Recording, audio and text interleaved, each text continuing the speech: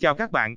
Trong lịch sử, nhờ chiến thuật quân sự đúng đắn, người Việt cổ đã đánh tan đội quân xâm lược đông đảo của nhà Tần, đặt nền móng cho nghệ thuật quân sự hàng nghìn năm sau đó. Vậy câu hỏi đặt ra là, vì sao người Việt đánh tan được đạo quân hùng mạnh của Tần Thủy Hoàng?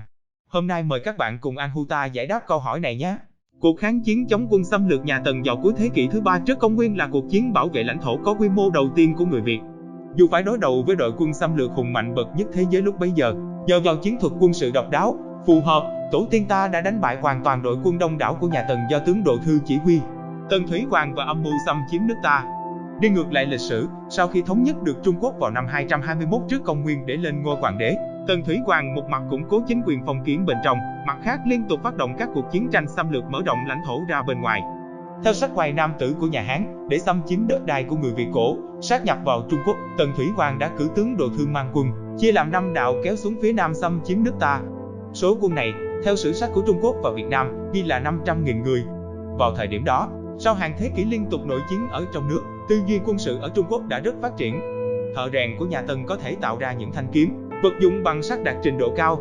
Tiềm lực của họ có thể huy động cả hàng trăm nghìn quân cho một chiến dịch quân sự. Nhiều loại vũ khí chiến tranh liên tục được phát minh, nâng cấp, tiêu biểu như tham mây dùng để phá thành, các loại cung nỏ, binh khí tiếp tục được cải tiến, phát huy được hiệu quả cao hơn. Các học thuyết quân sự được hình thành, nhiều bộ binh pháp của Tô Vũ, Ngô Khởi, Ngô Tử ra đời. Theo nhiều nhà sử học, nghệ thuật quân sự của người Hán đã đạt đến trình độ đỉnh cao trên thế giới lúc bấy giờ. Trong khi đó, người Việt vẫn đang trong thời kỳ bộ lạc, trình độ phát triển còn rất hạn chế, đồ dùng chủ yếu vẫn bằng đồng. Trải qua một số cuộc chiến tranh, nhưng chủ yếu chỉ ở quy mô nhỏ.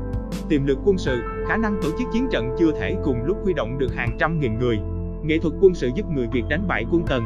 Các tư liệu lịch sử thời kỳ này cho thấy tương quan lực lượng giữa người Việt với đội quân xâm lược của Tần Thủy Hoàng rất lớn, nhưng người Việt vẫn giành được chiến thắng nhờ vào chiến thuật quân sự đúng đắn với chiến tranh du kích, lấy ít địch nhiều trường kỳ kháng chiến. Theo Đại Việt Sử Ký Toàn Thư, trước thế mạnh ban đầu của quân Tần, người Việt đều vào rừng, ở với cầm thú, không ai chịu để cho quân Tần bắt. Đó không phải là cuộc chạy trốn vì khiếp sợ, thất bại, đó là cách đánh giặc.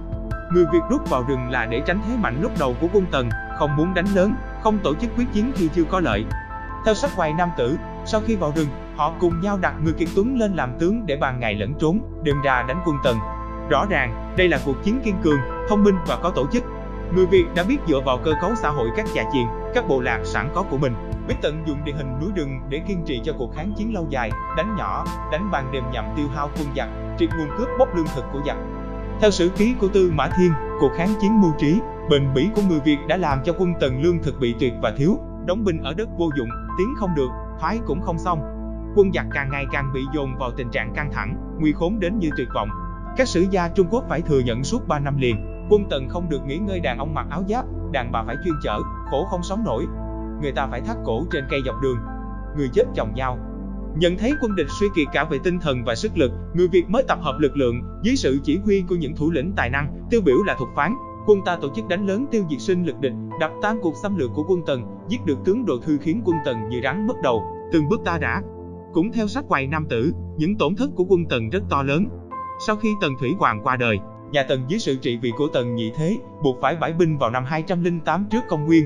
Cuộc kháng chiến chống Tần của người Việt giành thắng lợi rực rỡ. Cảm ơn các bạn đã theo dõi video. Hãy bấm like và theo dõi kênh của An để xem nhiều video thú vị khác nhé.